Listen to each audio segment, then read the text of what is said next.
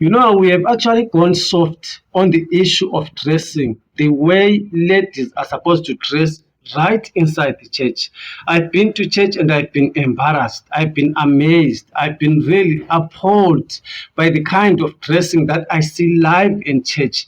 Really, sometimes I go home, I get quiet and I go home. And when I go home, my wife would come to me and say, "Did you see that?" And I was like, "What? Did you see the way that lady was dressing in church?" And I was like, yeah, I saw that. And it's like, really, it's wrong. It is wrong. And I wonder why we are silent about this. I wonder why we are letting this happen right inside the church. Let me see what my Bible's got here.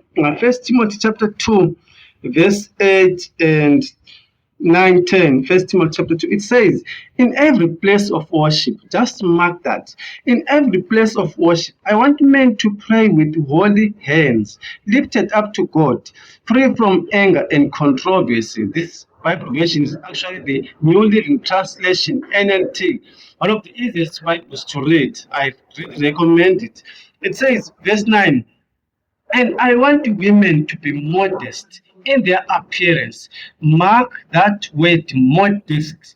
Modest. That word simply means respectable. Therefore, in the way they dress, they must dress in the way that is respectable. That's what the word modest means. You see, in the house of God, dress in a respectable way. Can you imagine that we have to teach each other that thing again and again? And again, we have gone soft. We no longer do these things. We really don't care. Everybody does whatever they think is right, yet it is wrong. A woman should dress modestly. That means decently. That means in a way that is respectable. Ever wonder why when people go to a funeral, or when they go to a job interview, they dress in a modest way. They dress in a respectable way. In the same way, a Christian woman, really a Christian lady, should dress in a respectable way. Why are we going soft on that principle? It goes on, it says, they should wear decent and appropriate clothing. Decent and appropriate clothing. In the church, a Christian woman should wear decent and appropriate clothing. I wonder, as ladies, don't you see how men dress? All of our men, all men, you'll never see a man dressing in a way that brings attention to the body. You see, all of us men, we dress in a way that is respectable.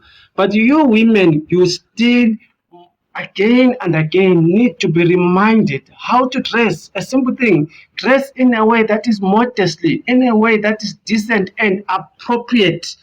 Mark that word appropriate there.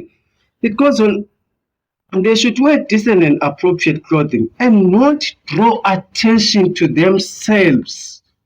Not draw attention to your body, not draw attention to yourself.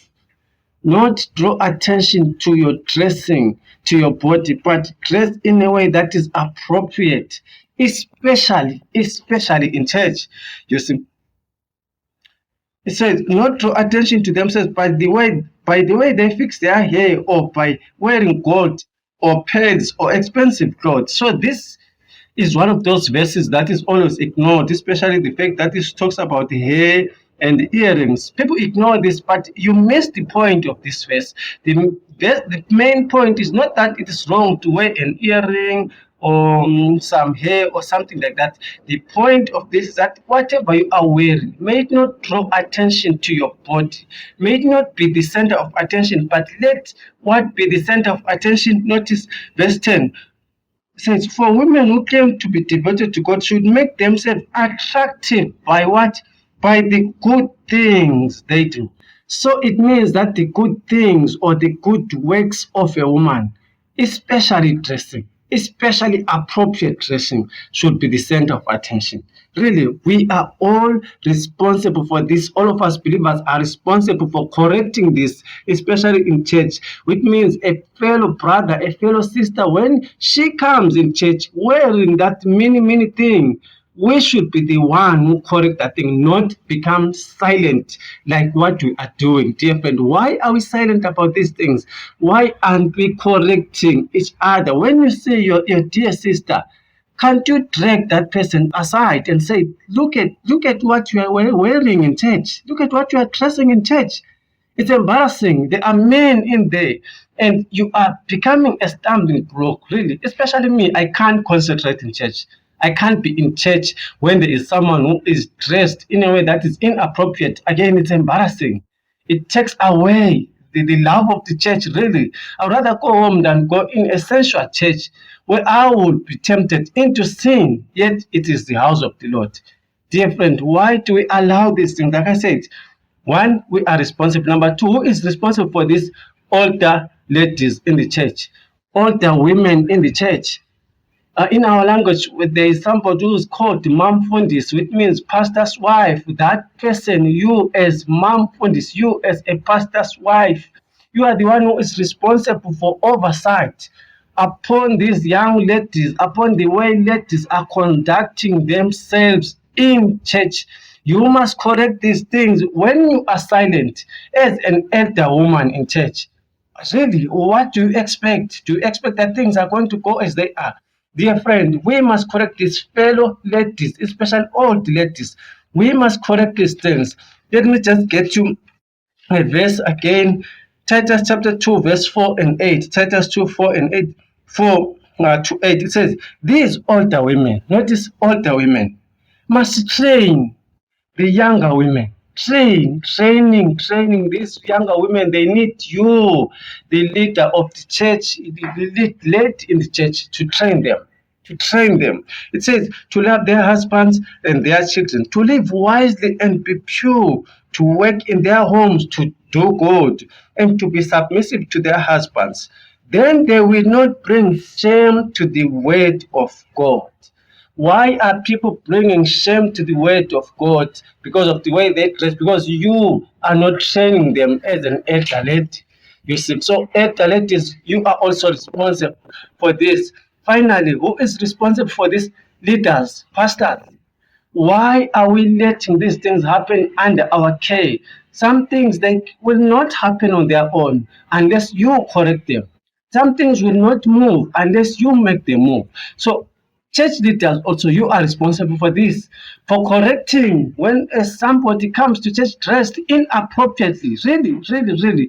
We used to be in church many years ago, and you would not go to church. You will not enter a church at all if you're not appropriately dressed. But these days, we have gone not only soft, but really, it's amazing. It's amazing what we have allowed, what we allow in church. You see, the church is the house of God. It must remain the house of God. And we must make it look like the house of God, especially the issue of dressing, the way the ladies dress. I'm actually thinking about my former pastor, and I applaud him. I appreciate him for the fact that in church, he did not allow any woman to wear trousers. You see, that was his standard. And really, I appreciate that because he knew that there must be a certain standard in church that must be followed. You see, therefore, I think we need to bring back that issue of trousers, no church. That's it. It prevents many things. You see, freedom, more freedom we allow, the more people are free to sin, you see, to dress in a way that is really inappropriate. Let us correct these things, dear friend. Let us correct these things. Ladies, really, if you are wearing something and it's above the knees, it's now exposing your thighs, it is wrong. And you know that it's wrong. You know that it's wrong, you see. And you go to church and you enter church, you see. And us leaders, we look at you and we become quiet. All the ladies, you become quiet, but you say that thing. You say that thing. It's wrong. Let's correct this thing. There are some people come visiting in church, visitors. They see inappropriate dressing, even from someone who's leading in choir.